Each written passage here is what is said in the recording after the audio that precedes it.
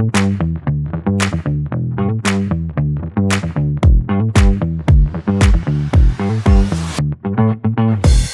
everyone, welcome to Hyde with Hony. I'm your host Hony Premlal.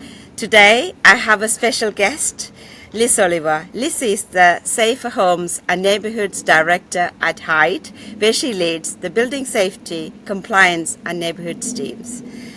What makes Liz's journey is truly inspiring is her recent diagnosis with ADHD, dyslexia, dyscalculia and dyspraxia. This experience has significantly shaped her leadership style and given her new perspective on inclusivity and the challenges faced by the neurodiverse individuals, particularly women. Liz's story is not just about operational experience in demanding field, but also her personal growth, empathy, and driving meaningful change. Today, we delve into her experience, the barriers she faced, and her ongoing commitment to raising awareness around neurodiversity in the workplace and in the communities. So, grab a cup of tea, delve into a fascinating conversation with Liz Oliver. Liz, welcome to Hyde with Hony. How are you today? I'm great, Hony, and thank you so much for inviting me on. I really, really appreciate it, and I think all your podcasts have been absolutely phenomenal, and I leave knowing or learning something new, and I think that's absolutely a kind of a great platform that you're running. Thank you, Liz. Thank you for listening, and I'm sure our listeners and our speakers as well would appreciate that. So, could you please share a bit of your journey where you are now? Yeah, so probably about 4 or 5 months ago, I was formally diagnosed with severe combined ADHD, and that then kind of highlighted that I also have dyscalculia, dyspraxia and dyslexia. And I think having that diagnosis at the kind of the ripe old age of 46 was something that was really quite stark and probably quite a monumental moment. Throughout my career and my life, I've always felt that I've been kind of an inside, kind of somebody kind of looking from the outside inside, that kind of little jigsaw puzzle that might just not quite fit in, and had a kind of been previously diagnosed with an anxiety and depression, and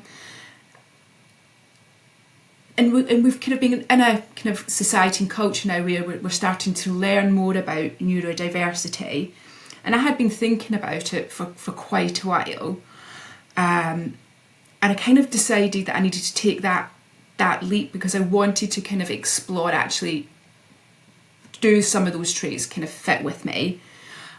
I was in a really fortunate position where I was able to kind of fund my own diagnosis, because we can hear in the news that the wait times can be up to 4 years, and that in itself, waiting for that length of time, can be quite laborious, and in that kind of environment of not knowing, can be really kind of challenging. And I think for me, having that diagnosis has really kind of made me aware of myself. It's been a bit of a aha moment of like, that's maybe why I've acted like that or spoke like that. But it's certainly not held me back. And I think for me, particularly ADHD in women manifests itself so very differently to what perhaps we perceive ADHD to be. So I think if you ask quite a lot of people, it's like, what do you perceive ADHD to be? It's probably that naughty little boy running around and kind of getting into trouble. And it's so much more complex like that than that. It's so much more internalised, particularly for women, so the kind of hyperactivity is all in our brains. So I kind of say that I feel like I have probably about 100 tabs open, like what you have on your computer. Half of them are like frozen, a quarter of them are upgrading, and kind of the rest of them are just flicking around whilst I've got some squirrels in a marching band going through my brain at any one point in time. And when I've started to kind of discover that's been really, really insightful.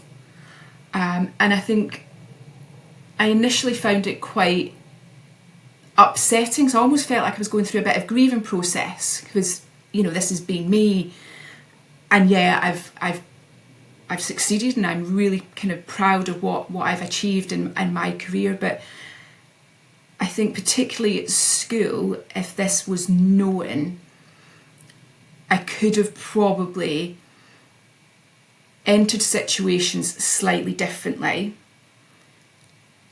and probably gave myself a little less of a hard time. And for me, that's probably been that biggest thing. And I'm in a bit of a passion now, and on a bit of a mission that actually we have to be open, we have to talk about this. We have to change the perception. And there's mixed perceptions, people that don't understand it, people, and I've heard this, it's just a fad, it's just a thing, everybody's got ADHD. And for me, that's something that we need to change, particularly working in housing. It is still quite a male-dominated environment.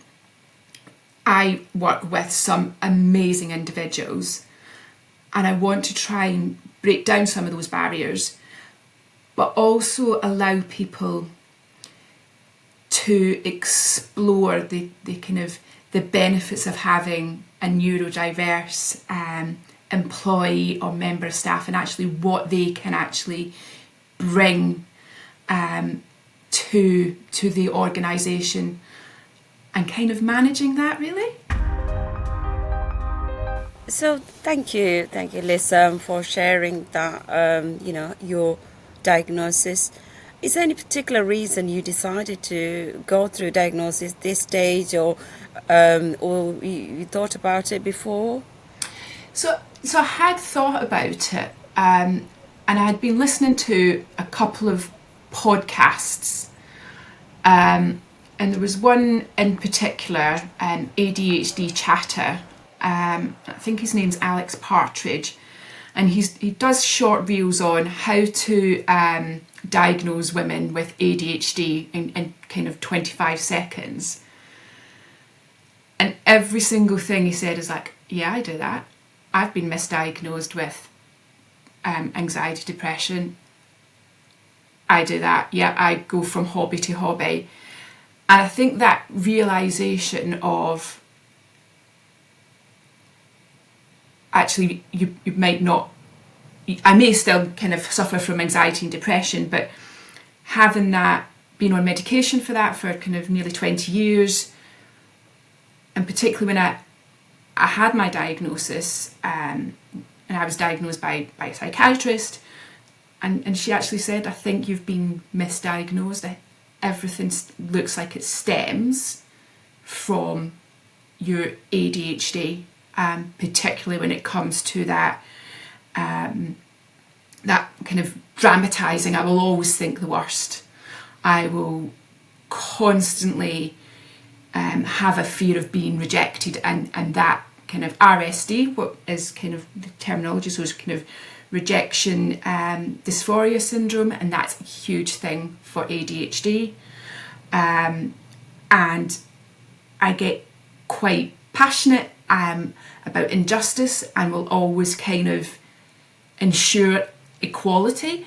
And for me, looking at that and exploring that, it made me kind of understand myself a little bit better.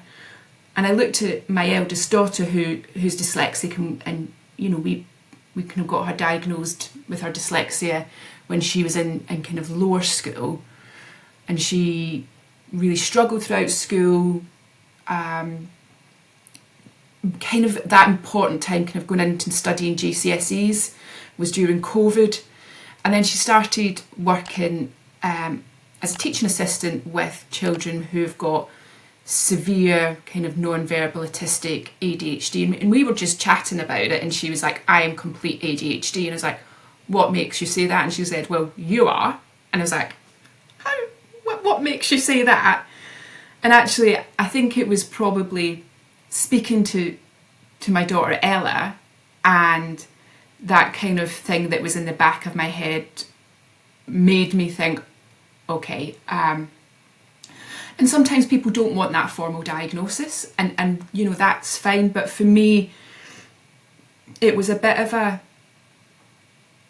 realisation, and I wanted to explore the various different treatments that I could be given. So I'm currently on medication. It's working well for me, but I'm also having some coaching or from somebody who kind of works kind of closely with kind of neurodiversity. And that's because I want to kind of be able to manage my kind of ADHD, but I also want to be able to open up and kind of share the journey that I've been on, but also that it's not as scary. We have to talk about it. We have to create an environment where we embrace everybody who is unique, whether that is you're neurodiverse or not. And that, I know how much I've kind of struggled in the past with kind of confidence and self-belief, and being told perhaps at times that I'm oversensitive. And I'm peeling all that back. It's almost been, and one thing they say when you've kind of got ADHD or kind of neurodiversity, you spend a lot of your time masking. And I've really noticed that I've kind of started to unmask. So when we talk about bringing your authentic self, I feel I've now started to become my authentic self, because I will open up about my kind of my journey, and I almost feel like it's been a bit of a weight lifted off my shoulders, that I can talk about it, but I can get the right support that I need. But I just want other people to kind of explore and raise awareness, because it is quite a scary place at times. And just have that kind of, particularly for women and young women, that we just, you know, that there's still going to be a long time where, you know, kind of male female is kind of that whole equality, and anything I can do to kind of support young women, create an allyship with kind of men to kind of understand, is really why I wanted to kind of have this conversation and really highlight it's a really complex subject, and it's not something that is the same for everybody. And hopefully, Hony, if we can raise a little bit of awareness, and maybe somebody kind of reaches out and says, I think I want to kind of go and get a diagnosis, and that assists that process, I think that's great. And that, for me, that's kind of something that I really want to share. Thank you, Lisa. This is, as I mentioned myself, I did a podcast with Neil Lawrence. I don't know whether you heard, and he's a coach and he got dyscalculia itself, and he talked about his condition and how he's supporting. So currently I am in the process of producing a masterclass for organization to support colleagues how can we accommodate and make the best of their uniqueness, obviously, as you mentioned, that so also our communities, we in social housing, people are the heart of, even though it's homes, it's the people, so how can we make it more supportive, and how can we respond to their needs better. So I'm in the process of putting something together. So so that would be. I'm happy to talk to you about that as well. So obviously, I really appreciate your support in that journey. So in terms of, obviously you are a director of a Hyde Housing, which is G15 is a big organisation. I know I used to work Hyde Housing long time back, which is a great position to.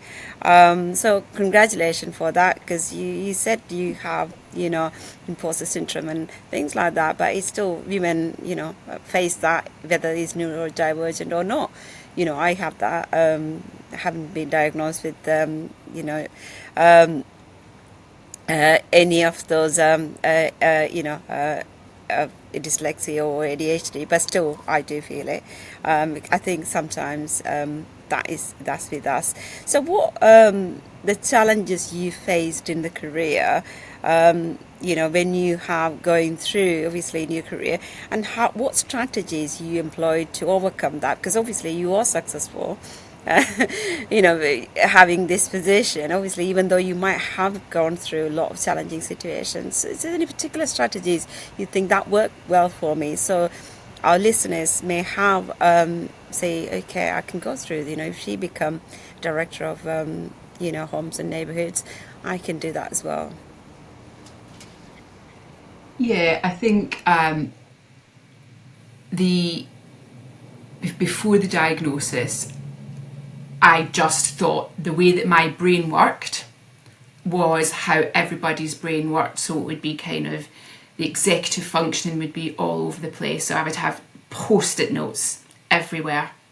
And I think now kind of digitally for me, I use, and particularly for my dyslexia as well, I really like just using some simple to-do lists, mind maps, and I have a book that I got kind of just from Amazon. It's just full of like blank mind maps, and just kind of giving myself a little bit more time, and if I don't understand something, I am never afraid to say, can you just clarify that? Have I got that right? And I think a lot of time kind of when we're sat in a meeting, people don't want to kind of ask that, could you just clarify? So for me, it's just ask that question, ask the clarification, because you're probably kind of doing that and supporting lots of other people's. We're really tech savvy now, and there's some amazing, so I use voice note a lot. I use kind of a journal, but I use now more kind of it's called Remarkable, which I really like, and you can get templates for that are really specific to kind of how you can structure your day. I think for me as well, I trained to be a yoga teacher quite a few years ago, and using some of those grounding techniques, particularly when I'm feeling a little bit overwhelmed, just having that breath work just to bring me back down has really helped. But it's okay to make a mistake. We are all human beings. We do that. Not every solution will fit. You have to kind of find the right one for you. So kind of for me, it's definitely the visual, the mind maps. It's just tracking notes and using voice note, just to kind of keep remembering. Particularly if I think I've got a really good idea, and I must remember that, and it will go. So having that access to just press record, you kind of say it there in the moment. That's been probably one of the biggest changes that I've used is my kind of the voice notes. Thank you, Liz. And I'm making some notes myself, so some of them useful for me as well, to structure my day. So do you think workplaces are ready? Do you think we have things in place to ensure neurodiverse employees can be the best version of themselves? Or how can we bit more, accommodative?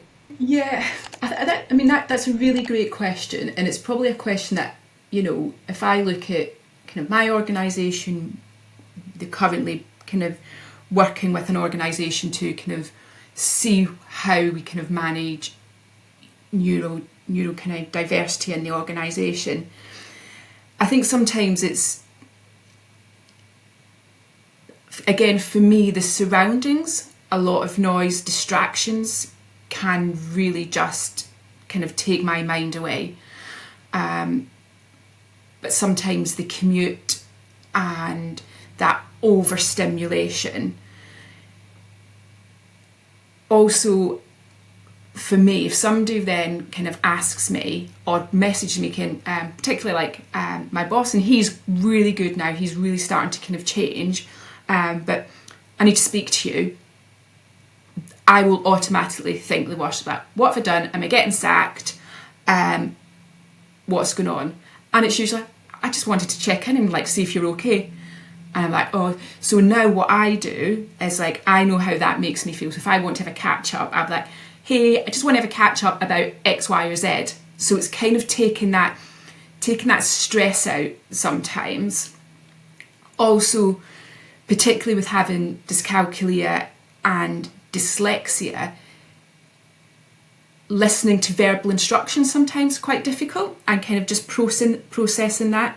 So again, kind of writing that down and just getting to double check. And then I'll also get, I have got an amazing set of colleagues. My direct reports are probably 4 of the greatest human beings you could ever work with. And I've always been very open with them. And actually they've started to change how they communicate with me and with other colleagues as well, which has been fantastic.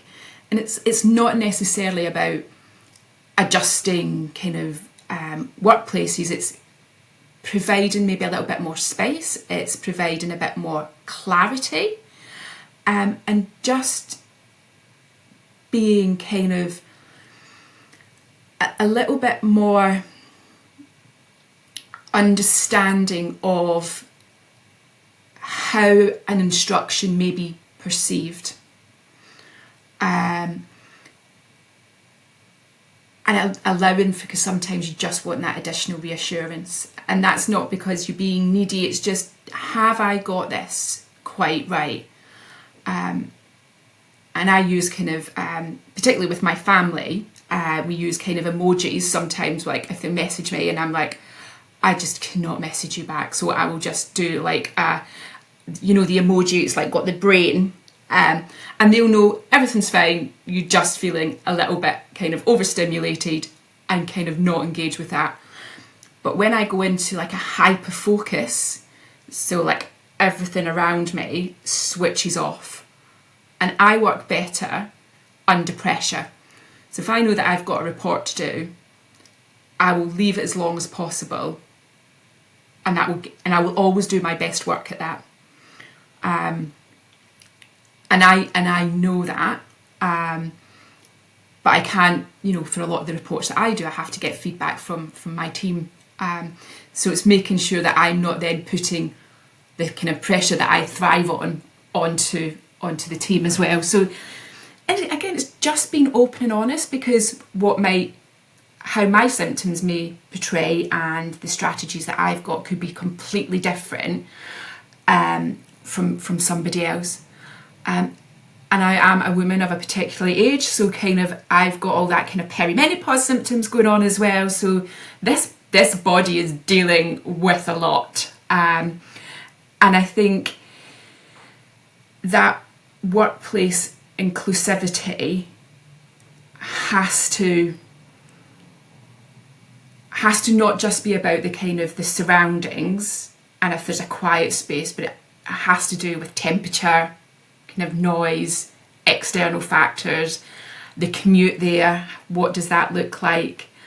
And I would say sometimes if I've had a bad commute, that's it. My day's probably kind of, I'm not going to be as productive just because the trains are gone, because that's like, because then I'm worrying I'm going to be late, and I'm like constantly chasing to kind of catch up. So I think for me it's, if you have an employee or a kind of direct report that kind of comes to you and says that whether they've got a formal diagnosis or not, ask them what they think and how they could be supported, because that's the best thing, and it might not all work, and a lot of it is trial and error, and that's fine. Thank you, Liz, for sharing that, because it's a hybrid working. Is it slightly better for dealing with that sort of days? You don't want to travel, you can work from home. Is that a better environment? Have that balance, yeah. Yeah, definitely working from home allows me the thinking space, just to kind of get my head down. And I think having that flexibility is great. And when I plan ahead and know that I'm going either into kind of London or going to one of our offices, I can plan, but I'll also plan that I'll make sure that I don't have to do any kind of reports or quite detailed work when I'm in that environment. I'll kind of keep that for the days that I'm working from home.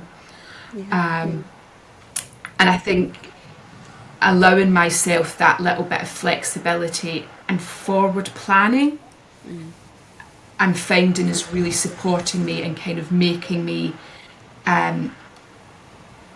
giving me the tools and the bandwidth to kind of just explore how I'm feeling. Liz, obviously our customers who live in our homes.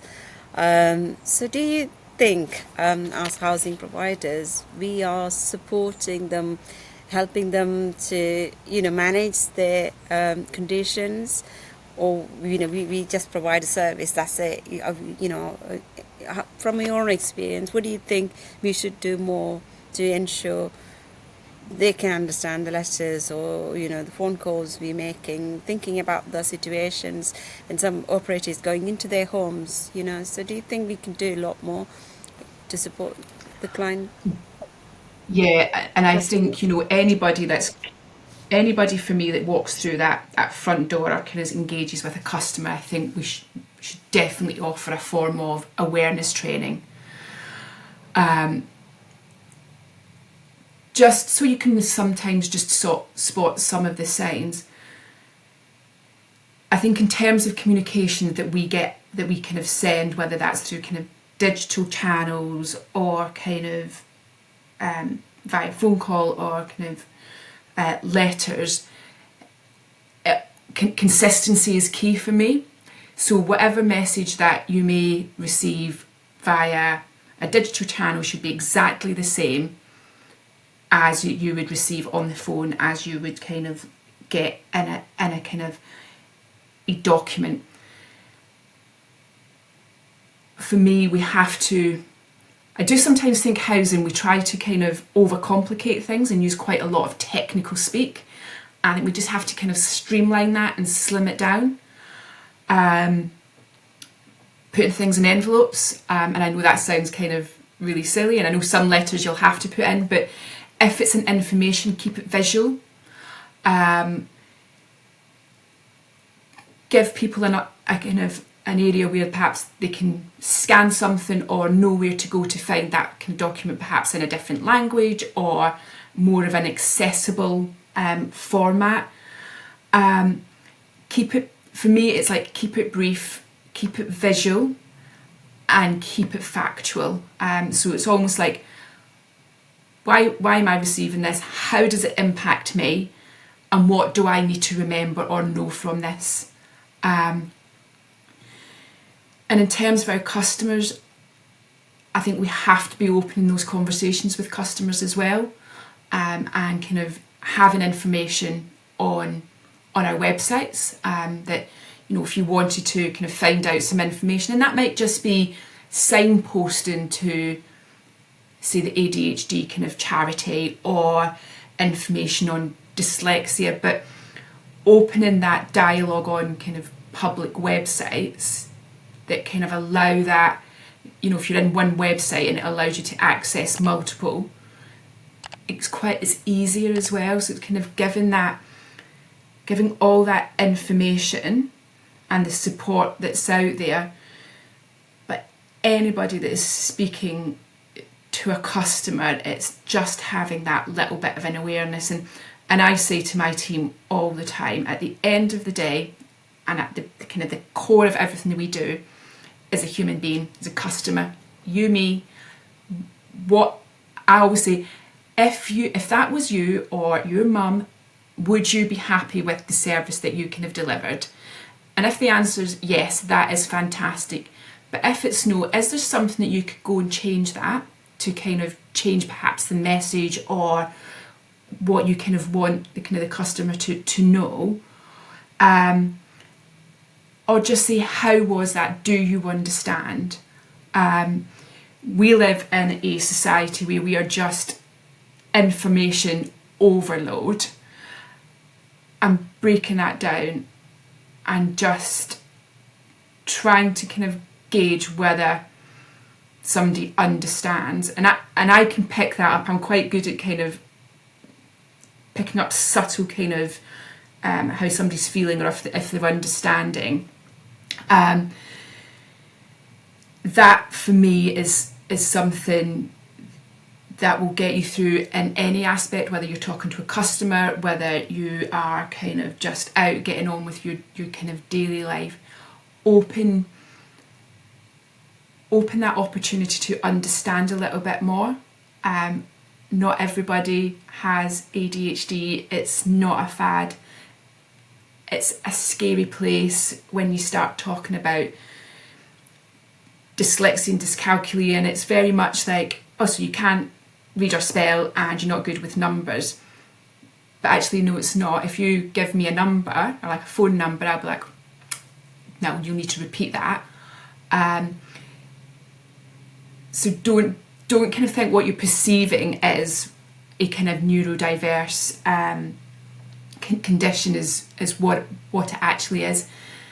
And just ask a question, how does this affect you? Is there something else?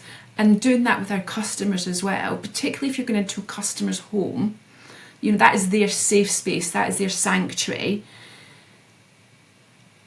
And just that kind of understanding, being open and just saying, are you okay? What could I do? I think, and it might sound really simple and quite cheesy, but it's just remembering it's a human being, it's me, it's you. I don't think anybody is any better than anybody else. And I think it is that being kind and understanding. Would say kindness is the magic word, isn't it? If you're being kind to someone, it makes a massive difference. That's my favourite value, I would say. So you have a high pressure job, obviously working in the housing sector, worked in the last 30 years. I know it can be quite stressful, especially you have a lot of responsibility and compliance. That's again, it's a massive stressful area, and customer service. So how do you balance these pressures while having your neurodiverse conditions? Obviously you've got beautiful family as well. So what techniques works for you, or what do you do to make that? You mentioned about yoga. That's really fantastic. You use those breathing techniques. Yeah, I think I kind of keep it quite light-hearted. So usually when we're all together, maybe kind of at the dinner table, I'm like, here is the most ADHD thing I've done this week. What do you think has been the most ADHD thing that I've done? And I think that just having that openness, and sometimes, a few weeks ago I drove to Peterborough, missed my junction, went round a roundabout 4 times, got off the roundabout, missed my junction again, went to Costa, dropped the coffee, and I just sat in the car and I just laughed because I was like, it's done, it's dusted. And I shared it with kind of some colleagues as well, as that, well, what a morning. So I think keeping it a bit light-hearted, doing things that you can just switch off. Our kind of neurodiverse brains are on the go 100% all the time, actually kind of 300%. They're just whirring. So other things that I do, I really enjoy sewing. So kind of keeping busy and keeping the mind active and not where I'm sat kind of doing nothing. In those moments where I'm doing nothing, that's not good for me, because I'm like then overthinking. And again, love sewing, go to crochet, just like kind of going out for a bit of a walk with the dogs, taking in nature. And I think this is one thing that's probably good for everybody, just breathing in that fresh air. And particularly at the moment, it's not been great because it's been raining a lot, but actually just get out in the rain as well. It's just water. Getting outside those almost like four walls where it feels quite pressured, and leaving perhaps your phone or putting it on silent. I have a bit of a, I call it kind of my kind of bedtime hygiene routine. So kind of stop looking at my phone, I'll read, I will listen to the sleeping forecast on BBC Radio 4, which really works for me. So it's kind of some classical music mixed in with a bit of the shipping forecast. And that really works for me because it's a noise in the background that I can then focus on. I think if you speak to anybody kind of with neurodiverse, and when you say, meditate, when I meditate, I count my breath, or I will do a guided meditation. I can't just sit and empty my brain.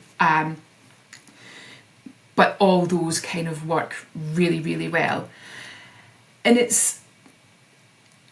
I'm really blessed that I've got like an amazing husband and my children, and I've got some really close friends and colleagues. And it's taken me a while to kind of reach out to them and kind of say, I'm just a bit like, I need a bit of support. And it's not being embarrassed and not being afraid to ask, and not kind of in a state when perhaps you're feeling so overwhelmed, having a moment just to kind of take a step out and just saying to somebody, whether it's an emoji or you have a saying or a word, allowing that and telling somebody this is what you're feeling, it gives that kind of other person that kind of, okay, you're not coping, or you just need a couple of minutes just to kind of ground yourself back down. And it's being open. Don't keep it inside. You will get people that kind of perhaps do believe it's just a fad or don't think it's real. That you're never going to change that, but use those people who really want to support you, who want to listen, and kind of want to kind of explore how they can support you, because most of the people I've come into contact, they really want to support me, and that's really overwhelming for me, because I was like, oh, okay, I'm going to take that bit of support and I'm going to listen, and I think for women in housing, and we've got the women in social housing groups, I think that is such a great platform to reach out and just say, do we want to get together, or how can we support one another, how can we cheerlead for each other, how can we support, and how can we educate. Thank you, Liz. That was one of my, thinking at the moment, because I wish we are looking at 2025 program, and I think we should invite you as a guest and talk about it. And I'm sure there's so many women out there, probably they don't want to share because how they feel, how others perceive. So when you, after diagnosis, you said you spoke to your manager, obviously you're a director, so you have a lot of staff, in your team. So how did people take that? Do you have to make any adjustment? Did they have to make an adjustment when you said that, or was it you carried on as normal? So I initially told my line manager. Actually, I didn't. I spoke to my HR colleague, who's I get on really close with, because I was so overwhelmed and I was quite embarrassed. So she actually was like, right, listen, I will speak to Neil. And bless Neil, he phoned me and he's like, right, what do we need to do? What do I need to learn? How can I support you? And I was like, oh, I don't know. And he's like, I'm here. I'll support you. I will help you. I think when I came and spoke to my kind of direct reports, they were so grateful and so they kind of really kind of listened, and I kind of explained how I felt and the kind of the process that I went through, and I was still learning and still am learning about it. And again, I was like, if you want to know something, just ask me, or I can point you in the right direction of kind of some great podcasts or kind of some articles. And then when I shared it with my wider team, I actually shared it because we've got a big Teams channel, and I shared it on there. I was like, just want to kind of a bit of a reflective, I think it was a Friday, and just said, I've been diagnosed, I'm going through kind of a treatment plan. I want to be open and honest with you because I'm pretty sure that there's probably quite a few people kind of in the same situation. And I want us to understand it. I want to discuss it. I want people to kind of go and get resources so they fully understand it. And actually I had quite a few colleagues who messaged me privately and said, I've just been diagnosed, I'm really scared, or I want to go and kind of get a diagnosis. My GP is like saying it's kind of 3 years. Could you recommend and kind of let me know how you did it? And I think for me, that was a bit of I actually felt I was really helping. And, you know, when people kind of said, oh, but you're a director, so how have you done that? I'm like, I'm just a human being. And I'm like, let's work on this together. So what I thought initially I felt quite embarrassed about and a bit afraid of kind of speaking to my team and and kind of staff has actually probably given me the greatest confidence to share that, and knowing that I've been able to explore and chat and perhaps give a sign, like kind of sign past somebody, or somebody will just drop me a message saying, you will never believe what I've just done. We've allowed that discussion, we've opened up those discussions, and I've normalised it and we've made it normal. And for me, it's the team, the colleagues have been absolutely phenomenal. And I'm so glad I shared that journey with them and my story, because it's created a bit more of, again, me being me. You're being authentic, and yes, I'm a director, but I'm a human being, and this is me. So, thank you, Liz, for sharing that, because I agree. Sharing with your colleagues is the best thing you have done, because they understand you, and then I'm sure they support you as well. So, what advice would you give to other leaders who wants to support their colleagues to ensure it's an inclusive environment? So, what advice would you give to other directors or CEOs, other people who probably thinking, okay, what should I do? I think it's don't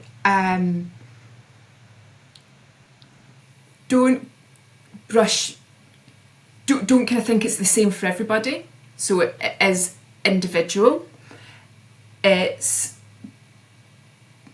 don't be afraid to ask questions, no matter what, you know, even if you're the kind of the director or the CEO and you're talking to a kind of junior member of staff, take away that kind of that level of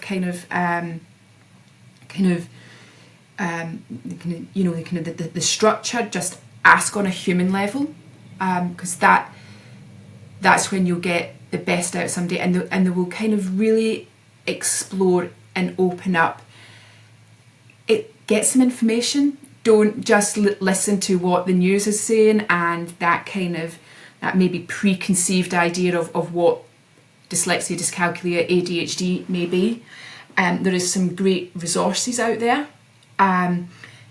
Use them, and you know, I'll always kind of share kind of tidbits as well. But it's just widening your knowledge. You know, we learn every day, and we, you know, in our jobs, it should be no different from kind of learning about neurodiversity and how it can impact and how you can support.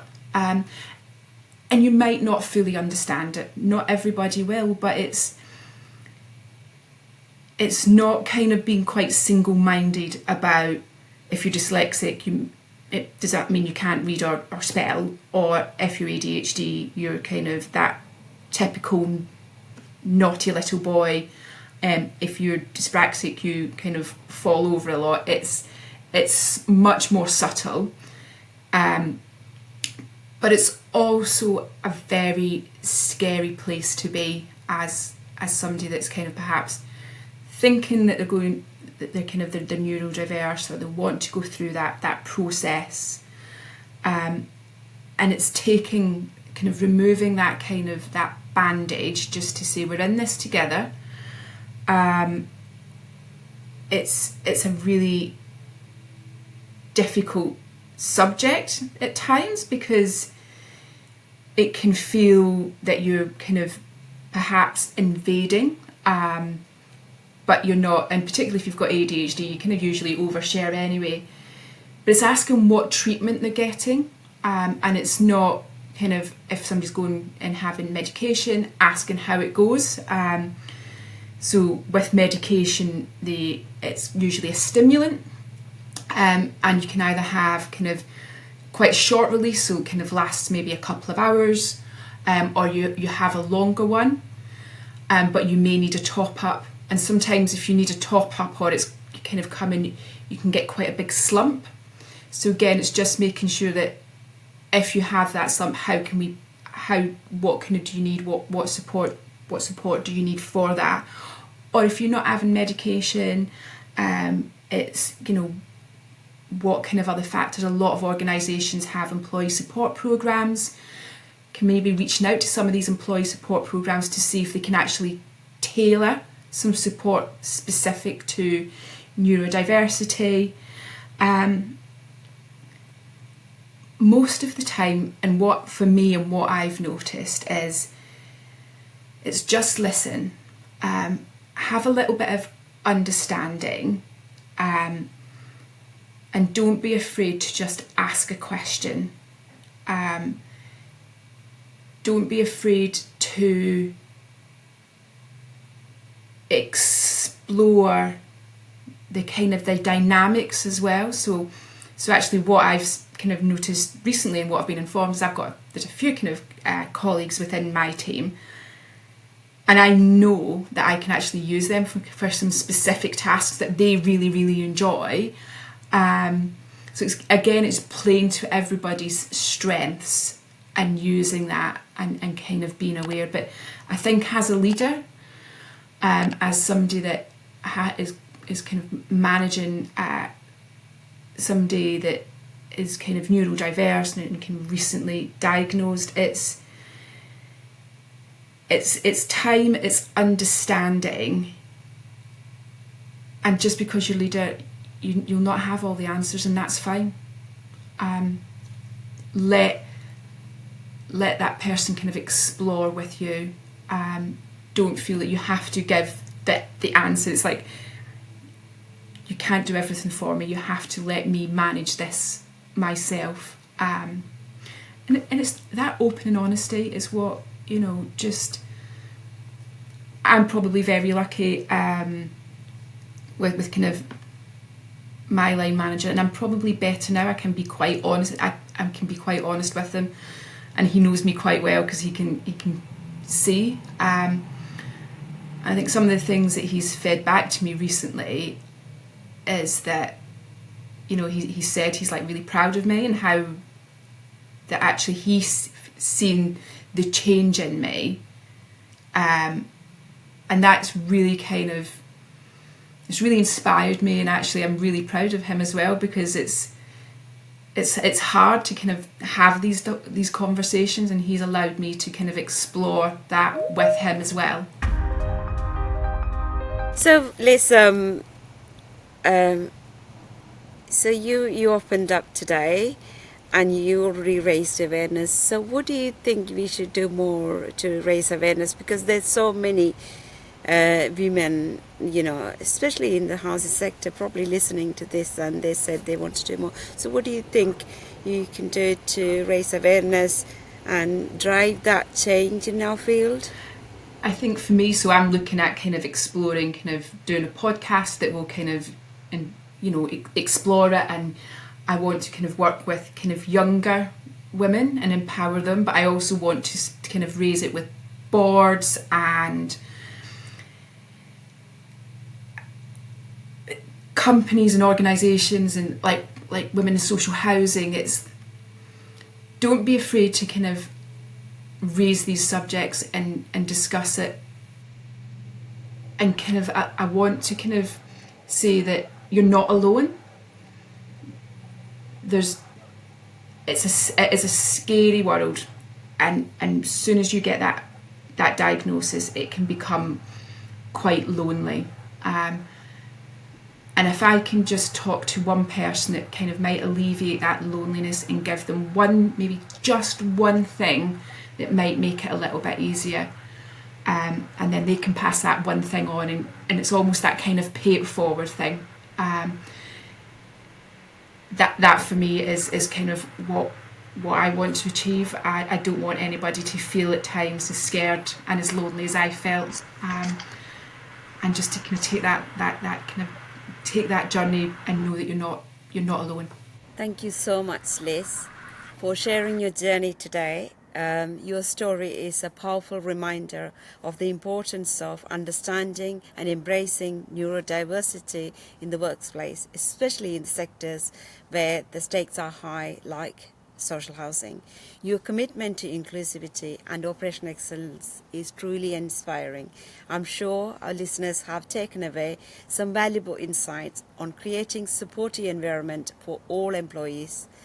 To our audience, if Liz's story resonates with you, and if you want to learn more about fostering inclusivity for neurodiverse individuals, please leave your comments and feedback. Don't forget to subscribe to Hyde with Hony on YouTube and Spotify, and stay tuned for more inspiring conversations. Thank you for joining us today. Until next time, this is Hony Premlal wishing you a wonderful week ahead. Thank you. Bye-bye. Thank you.